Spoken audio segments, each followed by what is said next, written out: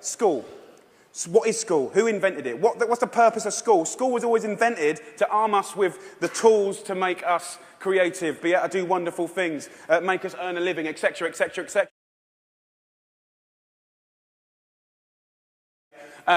School food is something that most kids, 31 million a day actually, have twice a day, more than often, breakfast and lunch, 180 days of the year. So you could say that school food is quite important, really, judging the circumstances.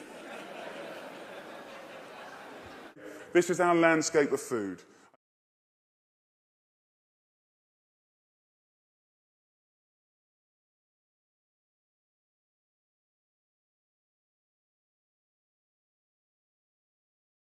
The statistics of bad health are clear, very clear. We needed to teach children the symbiotic relationship between a healthy planet, healthy food, and healthy kids. And that if we don't do that, the antithesis, although we've heard otherwise, is we're really going to become extinct because we're feeding our children to death. So, in my world, what do we need to do? Here's the thing, right?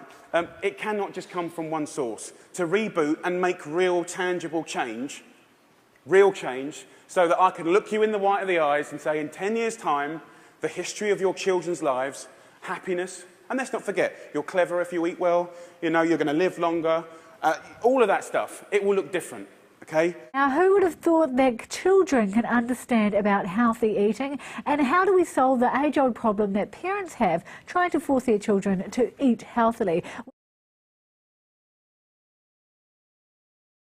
All children need food to grow, have nutritious food to grow. If they don't have that kind of diet, they won't grow well, and their behaviour will be affected, their mental health will be affected, their physical health will be affected, and quite interestingly, not only that child, but that child's children, if they go on to have that.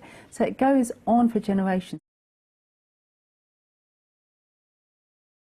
Children from probably at the age of 3 can actually recognise what foods make them feel good or which foods make them feel maybe cross or angry or a little bit sick. Yeah. That's fascinating. Yeah. This is a little clip from an elementary school, which is very common in England.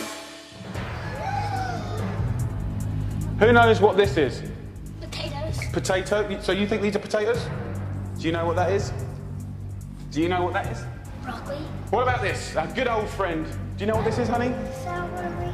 No. What do you think it is, darling? Onion. Onion, no.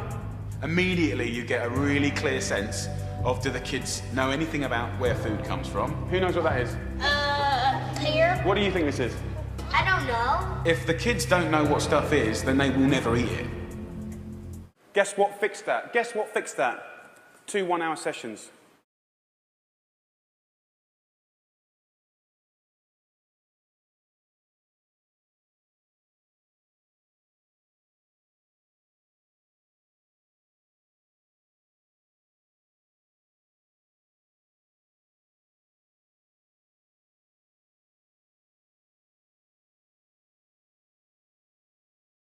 You've got to explain to the child the importance of food, that food isn't just sort of there's something on their plate to be eaten, but it actually helps them feel happier, it helps them grow, helps them feel stronger, helps them look lovely, beautiful. You know, just tell them this is all the things that food do. It's not a lie, it's absolutely true. Yeah. So explain to them the importance of food, that's number one.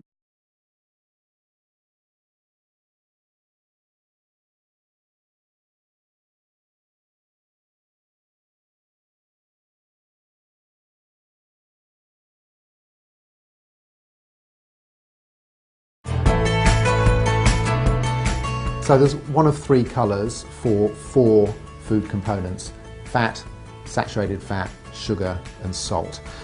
There's a red, amber or green colour that will come up. Red means this is a less healthy choice, amber means it's an okay choice, and green means it's a healthier choice. That red therefore relates to high, the amber to medium and the green to low. The colour coding for each of the food components, fat, saturated fat, sugar and salt, are based on well-established criteria used here in Australia and overseas.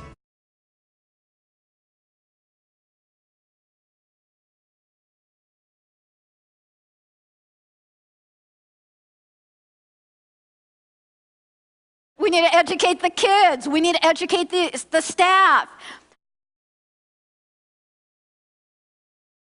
My wish is for you to help a strong, sustainable movement to educate every child